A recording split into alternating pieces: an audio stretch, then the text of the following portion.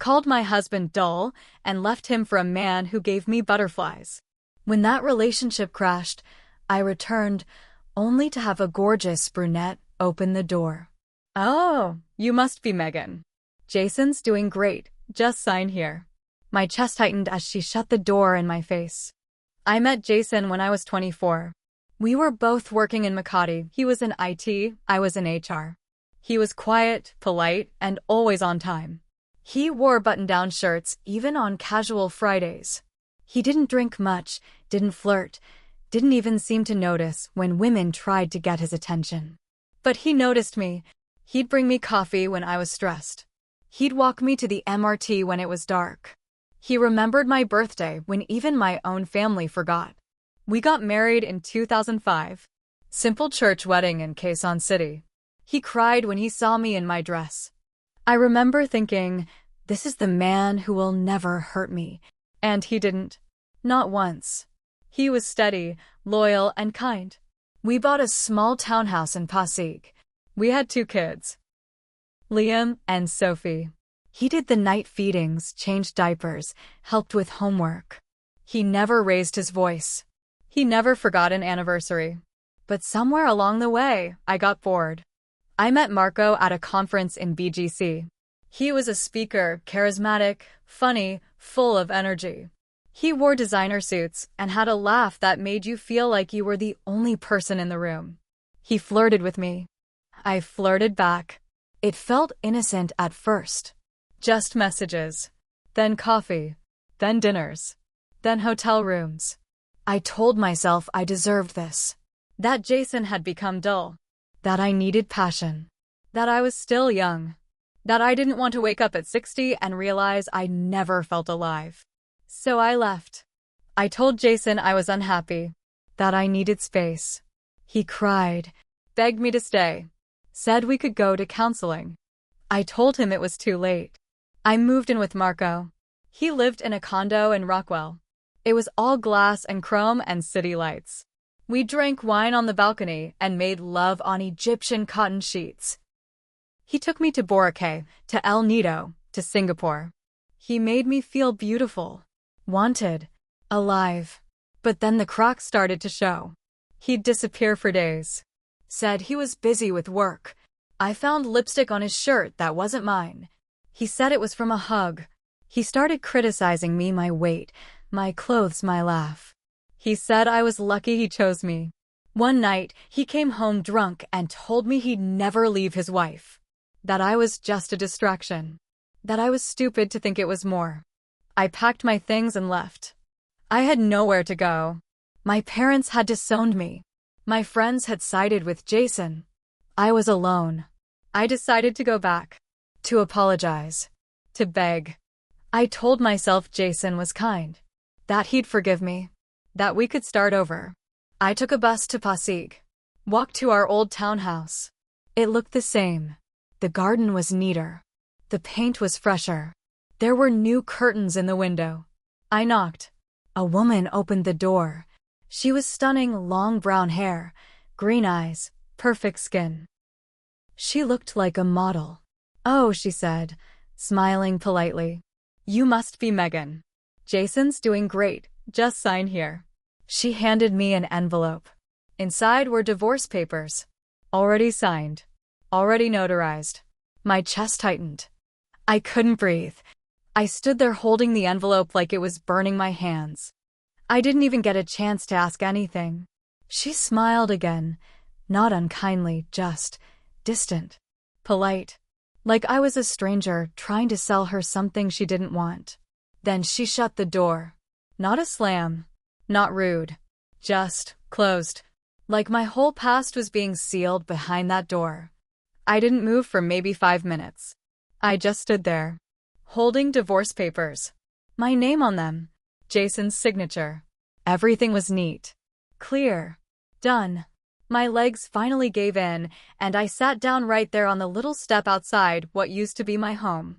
The same place where Jason and I once planted flowers with Liam and Sophie. The same spot where he kissed my forehead before heading to work every morning. And now another woman lived inside with him. A beautiful woman. Young, calm, confident. She even smelled expensive. I thought I could go back.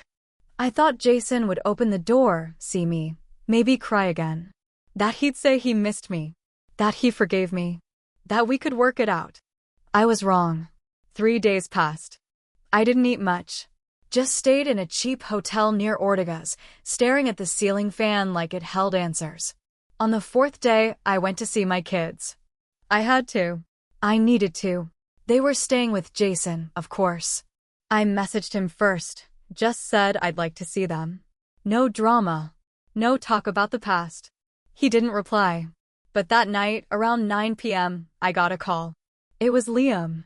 He was 15 now. His voice had changed. Deeper. More grown up. Mom? I swallowed hard. Hi, sweetheart. Silence. Then, why now? I'm sorry, I whispered. I just want to see you. That's all. He sighed. Dad says it's up to us. Sophie doesn't want to see you. That hit me harder than anything. Sophie had been 9 when I left.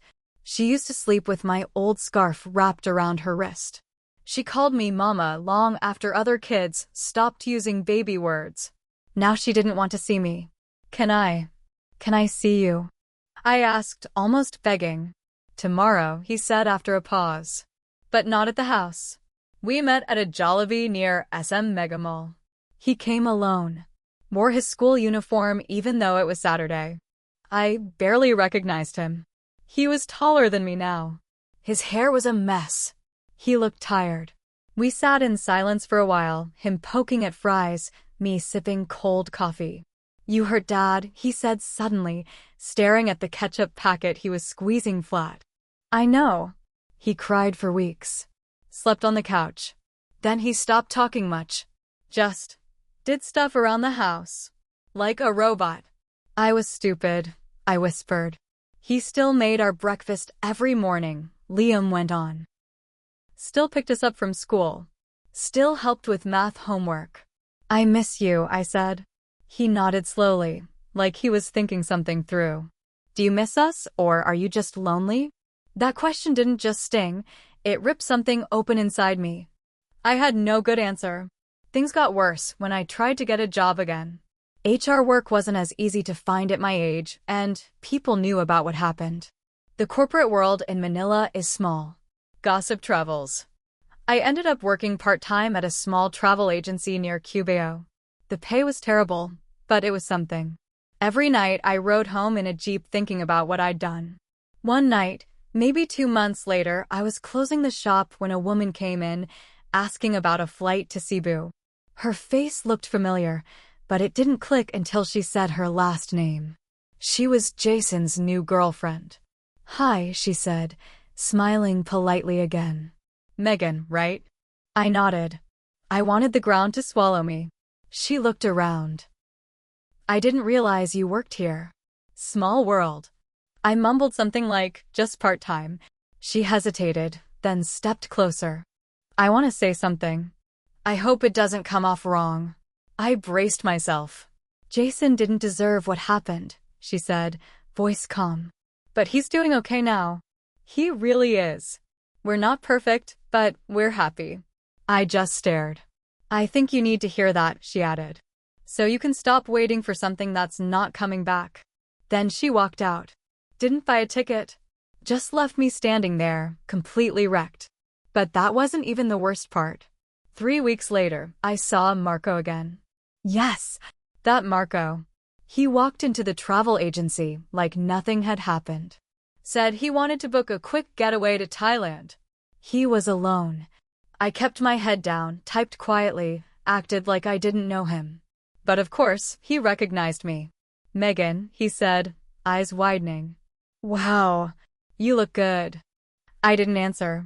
He smiled that same charming smile. Still mad? Still mad? I wanted to throw something at him. But I just said, your ticket's confirmed. Here's your itinerary. He laughed like I'd made a joke. We should catch up sometime. You still in Rockwell? No, I said coldly. Shame, he said, grabbing the paper. You were fun. And then he winked. Walked out. Like I was just another story he told his friends. I cried that night until I couldn't breathe. I had burned everything, for butterflies that turned into smoke. And Jason, he had already moved on. But then something happened that changed everything again. I got a letter from a lawyer. It wasn't from Jason. It was from someone I didn't know. Apparently, Jason's late uncle had passed. There was a small piece of property in Laguna. Jason had inherited it, but my name was still listed as a co-owner from a shared investment years ago. And Jason hadn't removed it. Why? I stared at the legal documents for a long time. The address. The lot number. Everything. It didn't make sense. Jason was always precise, always cleaned up loose ends.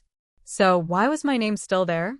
And why, a few days later, did I get a text from a number I didn't recognize? You should go see it. Bring the kids, if they'll come. They deserve to know where their roots are. Jay, now I don't know what to do. The door I thought was closed might not be. Or maybe it is, and Jason's just being decent. But something's pulling me there. Something I can't ignore. I didn't reply to the text. I stared at it for hours, trying to understand what it meant. Jason wasn't the type to play games. If he wanted me out of his life, he would have said so. But this message, it was strange. Gentle. Open-ended. I decided to go. Not because I believed it meant anything, but because I needed to see for myself if there was anything left. The drive to Laguna was long. I borrowed my cousin's old car, packed a small bag, and didn't tell anyone where I was going. The lot was tucked away in a quiet town called Pila. It wasn't much, just a small house with a garden out front. The place looked old but cared for. Fenced. Painted. Alive. I stood at the gate for a few minutes before pushing it open. No one was there. I walked around, tried the front door. Unlocked.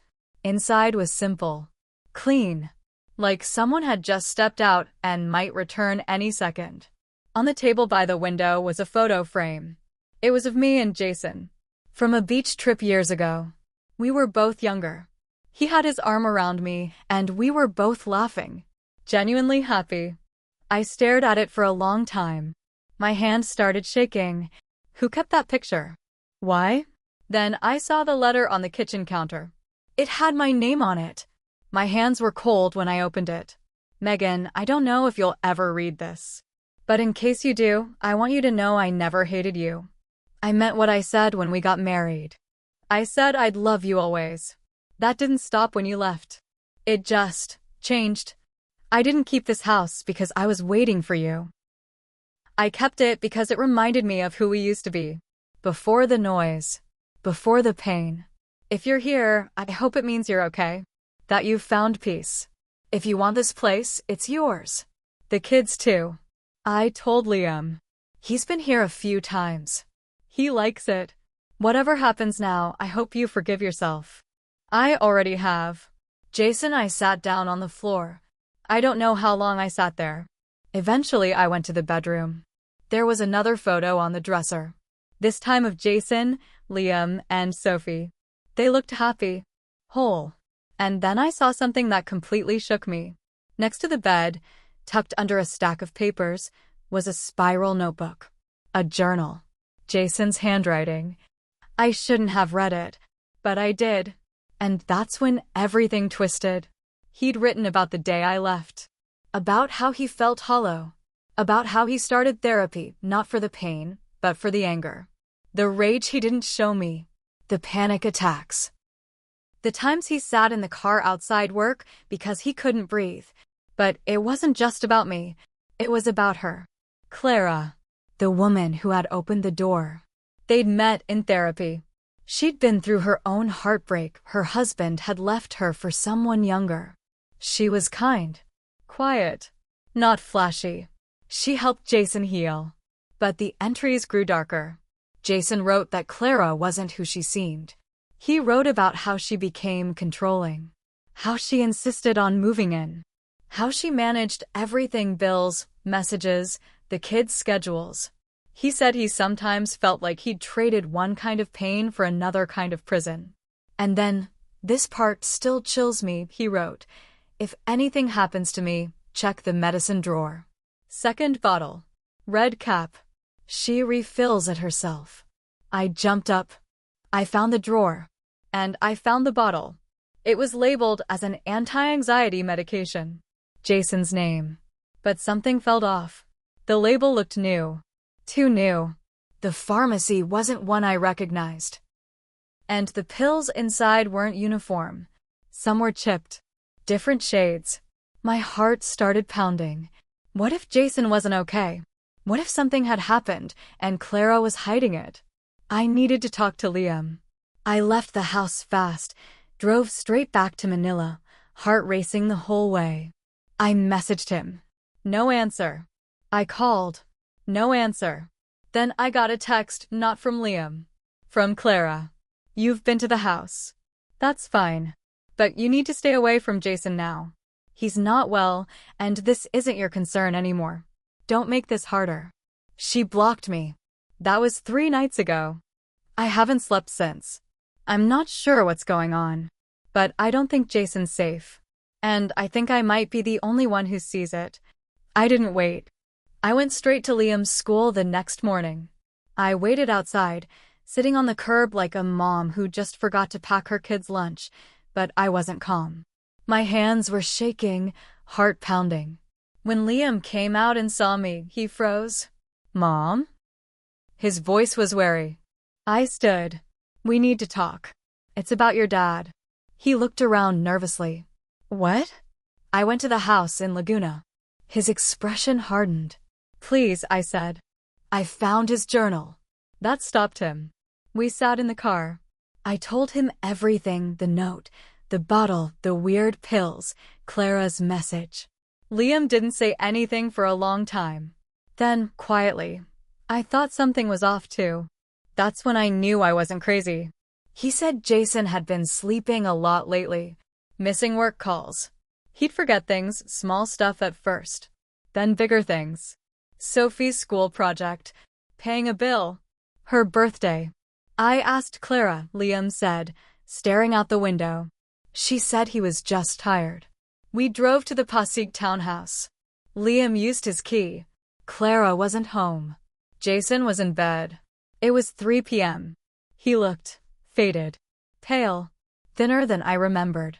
When he opened his eyes, they were unfocused. Jason, I whispered, kneeling beside him. Can you hear me? His lips moved. Barely. Megan. He blinked slowly. Tried to sit up. Couldn't. Dad, Liam said. What's wrong? Jason looked like he was trying to talk, but the words wouldn't come out. I found the bottle on the nightstand. Same pills. Same label. We called 911. In the hospital, they ran tests. Sedatives. Not meant for daily use. Certainly not at that dosage. The nurse gave me a look I'll never forget. If he'd taken this for much longer, Jason was admitted. Stabilized. Detoxed. The police were contacted. Clara was arrested 2 days later, trying to board a flight to Malaysia. Turns out, she'd used forged prescriptions. She'd been controlling Jason's medication for months. She had no medical license. And no shame. When confronted, she said, I was just trying to calm him down. He had anger issues. Liam snapped. He was never angry until you came along. The confrontation came during a hospital conference room meeting. Me, Jason, Liam, Sophie, and a counselor. Jason was awake now. Weaker, but alert. The fog was lifting. I sat beside him. He looked at me, eyes full of pain. You knew something was wrong, he said. Didn't you? I nodded. The house. The letter. Your journal. He swallowed hard. I thought maybe you'd never find it. Sophie burst out crying. Why didn't you tell us? Jason's voice broke. I didn't want you to hate her. You were protecting her? Liam snapped. No, Jason said, tears slipping down his face. I was protecting you. From watching someone you trusted slowly fall apart. Then he looked at me. And maybe part of me was still protecting you, Megan. Because no matter what happened, you were still the person I built my life with. I cried. I couldn't stop. I cried like a widow at a funeral. And then I said it. I didn't deserve your kindness. I know, he said. That honesty stung more than anything. Clara was charged. She got probation and was ordered to undergo psychiatric treatment. Jason filed for full custody. He kept it. Clara was gone from our lives. But the damage she left behind stayed like smoke on old clothes. Liam forgave me, slowly. Sophie took longer. Jason? He didn't take me back. But he didn't shut me out either. We began seeing a co-parenting counselor. Talking. Sometimes laughing. We started showing up to school events together. We made peace, even if we couldn't undo the past. Sometimes, we walked the garden in the Laguna house together. Side by side. Quiet. It's not a love story. It's something else. Something harder. Realer. A few months ago, Jason said, I don't love you the same way I used to, but I don't hate you either. And that was enough. Because forgiveness isn't about forgetting. It's about surviving what you thought would kill you and choosing to heal anyway. I still work at the travel agency. I rent a small condo. I see my kids every week. I live simply. And I sleep through the night now. Sometimes I still think about Marco, about Clara, about what I ruined. But mostly I think about who I am now. Not the woman who ran. Not the woman who begged to come back. But the one who stayed when things got ugly. Who faced the wreckage. Who didn't look away. If you ask me what I learned, here it is. You can hurt someone beyond words and still be part of their healing. And sometimes the door doesn't open again. But you learn to build a new one. From scratch.